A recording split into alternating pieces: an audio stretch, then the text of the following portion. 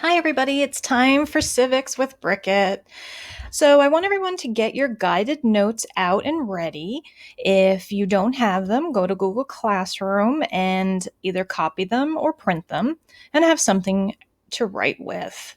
If you need to pause me to get situated, go ahead.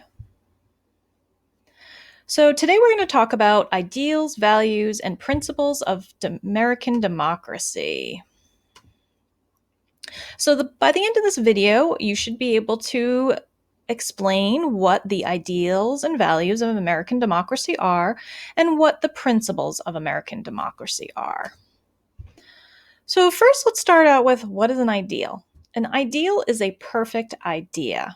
And you want to make sure you write that down on your guided notes in the arrow. So, a perfect idea or an ideal is something we're working for, something we're striving for. Typically, we don't achieve an ideal, it's just always a goal out ahead of us. And then a value is something we consider important. It is valuable, it's worth our time and effort. So, the United States and the American democracy have 5 major ideals. The first one is natural rights. So, natural rights are rights that belong to humans just because they reside, just because they're alive. And these rights are given to us by nature. And they belong to us naturally. And those are life, liberty, and the pursuit of happiness. But what's liberty? Liberty is also another ideal of American democracy, and it's this concept to have freedom. So, unless the citizens of a country authorize through some sort of written agreement that the government has a right to limit freedom, humankind, should have certain liberty. Some examples are freedom of speech, freedom of religion, and freedom of economy, which you might better know as capitalism. These are all very important concepts in American democracy. Equality is our third ideal, the idea that all humans have the same status when it comes to the treatment of rights and freedoms, that no matter who you are, what you are, we're all going to be treated the same in regards to protection of our rights and how law is applied to us, that if there's a law about something, that law applies to everybody, rich, poor, citizen or non-citizen. Opportunity is also an ideal of American democracy. This chance for something better. Now, there are many opportunities in the United States of America. A free education for everybody who's here, a citizen. Many immigrants come to this country for an opportunity for employment, for a job that is better, pays better, provides benefits for them that they couldn't get elsewhere.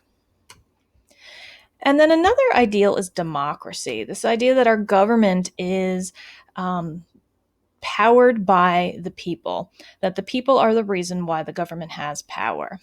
And we do that through voting. We do that by electing representatives to make laws and decisions for us. Now, sometimes you will hear other ideals and values of American democracy. This is not a finalized list. Common good, working together as a whole community to make changes and try to make the country better.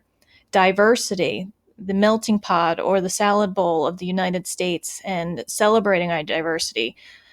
Patriotism or nationalism, this idea that we love our country and we do what we need to make it a better place. Those are all ideals and values of American democracy. So next is a principle. If you haven't already, flip your note sheet over. So a principle is a fundamental truth that serves as a foundation of a system of beliefs. It's a basic idea, a building block, and it's a very important idea. And the United States and the American democracy based off 7 major principles. The first one is popular sovereignty. The government draws its power from the people through their ability to vote, for their ability to act as elected officials. And this was a very important concept to the founding fathers because they wanted to avoid ever having a king again who would take over all the power from the people. And we see this in the U.S. Constitution's preamble, where we, the people of the United States, do ordain and establish this Constitution. The power of the government comes from the people. The second principle that's very important is limited government. The government can't have all the power. And the only reason they have power at all is there is an agreement between the government and the people. And this agreement is limiting. Our agreement is called the U.S. Constitution. And this is very much tied with popular sovereignty, because if you don't limit your government, that government is going to take all the power and possibly become a dictator or a king. And the founding fathers wanted to avoid that. They also thought that the government's only job was to protect the natural rights, the life, liberty, property, pursuit of happiness of its citizens. And we can see that in an example in the 10th Amendment of the U.S. Constitution. The third principle is separation of powers. Our government is split into distinct power groups that were built in the Constitution to prevent one branch from having more power or being able to build up more power than the other branches. We have the legislative branch, which makes the laws, the executive branch, which enforces the laws, and we have the judicial branch, which judges the laws. And Article 1, 2, and 3 of the Constitution lays out what each one of these branches' jobs are. And these branches are situated so that they check and balance each other. They have jobs that they do, but some of those jobs can be stopped or changed by another branch so that they work together to keep the government limited. One example of that is the president being able to veto a law. So if Congress passes a law and the president decides to veto it, Congress can still pass it with 3/4 of a vote. So just because the president doesn't like the law doesn't mean that the law isn't going to happen. However, anything any of the branches do is eligible to be reviewed by the judicial branch, the Supreme Court. And if the judicial branch finds any of these actions invalid or unconstitutional, they're going to be removed. So if a law does get passed, even after the president vetoes it, it later goes to the Supreme Court. The Supreme Court can decide if it's unconstitutional, and if that is the case, it's either removed or it's revised. And Article 3 of the Constitution specifically lays out that power of the Supreme Court. The sixth principle is republicanism. People have power in government through representation. So we vote for senators, we vote for House of Representatives, or we vote for people in our state to represent us. And those people go to their various jobs in government and try to make choices to reflect what the people want of them. Now, the interesting thing is these decisions are based on majority rule. So whoever has the most votes, or whatever has the most votes, is going to get passed. But just because it has the most votes, it cannot infringe on other people's rights. So even if you don't want that law passed, you're not going to lose your natural rights and freedoms that are built into our Constitution. And this is laid out in Article 4 of the Constitution. The last principle is called federalism, and this one's a little tough to wrap your head around, and we're going to talk more about this in Unit 2, but you do need to know about it.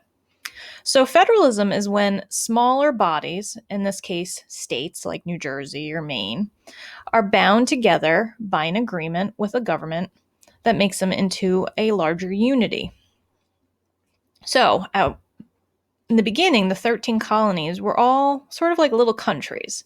And it wasn't until they created a government together did they become the United States of America. And they were united through the Constitution. And that Constitution said these are the different rights and freedoms that everybody has. And it also says that any laws or any job that the federal government doesn't have belongs to the states. And the states have to equally share some of the ability to make laws and delegate power. However, the strange thing, or the cool thing, depending on how you look at it, is that if a state and the federal government both have a law, if they disagree, the federal law is the one that applies. And if that's the case, sometimes those laws might go to the Supreme Court to decide if they are constitutional or not constitutional.